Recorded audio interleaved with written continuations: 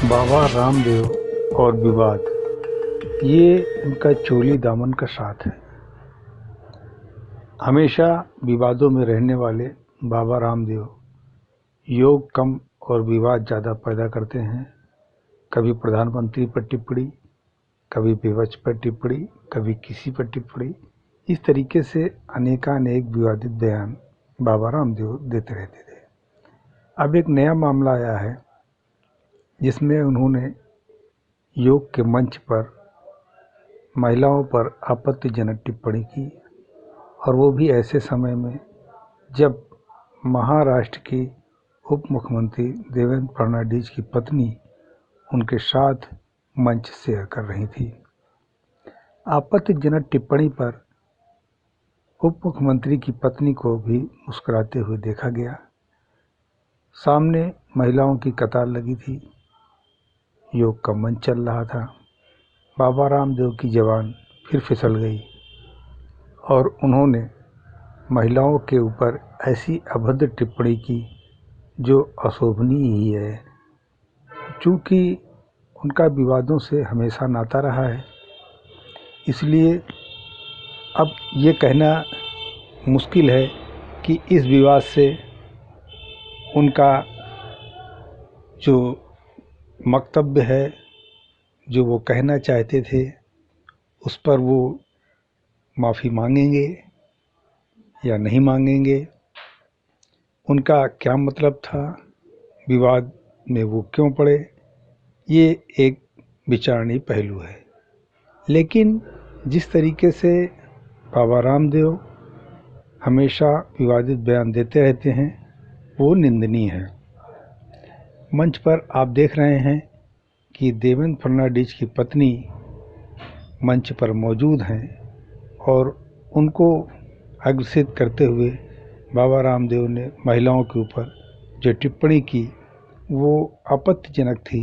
इसके बावजूद वहाँ पर मौजूद महिला और अन्य श्रोतागण मुस्कुराते हुए ही नजर आए। क्या इस तरीके की टिप्पणी करना किसी साधु संत सन्यासी को शोभा देता है? कदाचित नहीं। किंतु बाबा रामदेव चूँकि विवादित बयान देने में, विवादों में बने रहने का उनका बड़ा पुराना इतिहास है। कभी वो प्रधानमंत्री पर टिप्पणी कर कर विवाद पैदा कर देते हैं, कभी नए नए तरीके का वक्तव्य देकर के विवाद पैदा करते रहते हैं। तो कहने का मतलब ये है कि बाबा रामदेव और विवाद ये दोनों एक दूसरे के पूरक हो चुके हैं, लेकिन इनको इन विवादों से बचना चाहिए। आइए देखते हैं बाबा रामदेव ने जो टिप्पणी की है उन्होंने क्या कहा है, आइए सुनते हैं। इनको यंग रहने की इतनी लगन है कि मुझे लगता है अमृता जी 100 साल तक बूढ़ी नहीं होंगी,